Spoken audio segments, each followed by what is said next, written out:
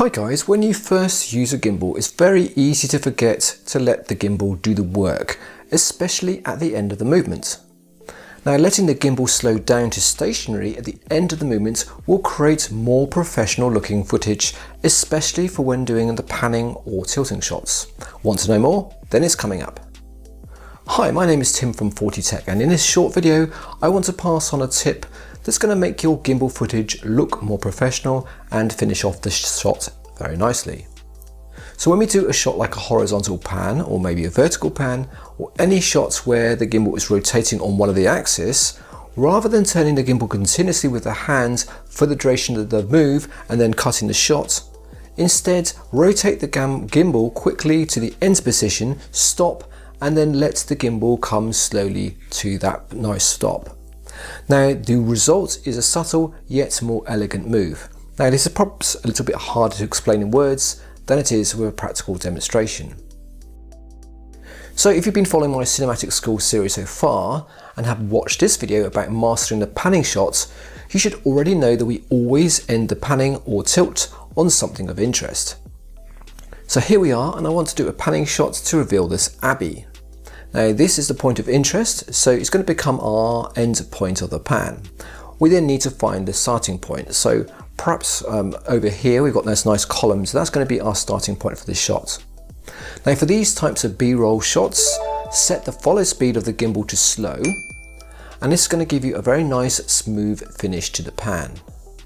Also set the frame rate to 50 or 60 frames to ensure that we don't have a choppy panning shot. Now, if you're interested why this is necessary, check out this link video here where I explain things further. Also set the gimbal to tilt to lock mode, as we don't want any movement in the vertical. Okay, so we now have our starting point, which is going to be this column here. Now, before we start the pan, we're going to wait a few seconds by holding the gimbal absolutely still. Now, this is not only going to give space to trim the shot in post-edit, but it's also going to give us a static shot that we can use at the same time. And now we're going to rotate the gimbal and stop as soon as we reach the ending point. Now, we just need to keep our hand ever so still and let the gimbal finish its move. It will then slow down and then stop smoothly at the end point. Count a few seconds at the stationary position and then ends the shot.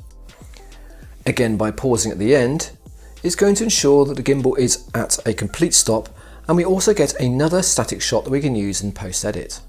Okay, let's do a comparison without this technique by not letting the gimbal do the work and slow down. So we're going to start off at exactly the same starting point and then rotate our hand continually to the end point and then end the shot there.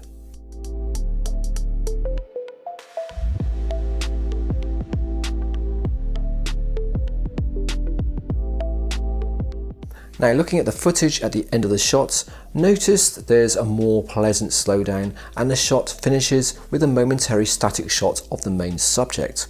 Now, this slowdown and the stationary pause focuses the viewer's attention on the subject being revealed. Now let's have a look at the version without the slowdown and the pause. Now, although the subject is still revealed, it seems that the video almost accidentally revealed the subject rather than intentionally, and so it's not quite so pleasing to the eye. So between these two shots, the difference is quite subtle and unconscious, but it's a difference between a pro gimbal user and a beginner. We can also do the same technique with the tilting movement. So let's do the tilt up from the bottom of the column to the top of the abbey to reveal the nice details at the top. Now, before doing this shot, make sure you put the gimbal into the pan follow mode so that we can unlock the tilt axis. Now, let's also set the exposure at the top of the sky to make sure we don't actually burn it out. Again, just like the panning shots, we pause first and then we rotate quickly to the end point and then stop and hold there. Alright, let's have a quick review of the footage and we can see the difference between these two techniques.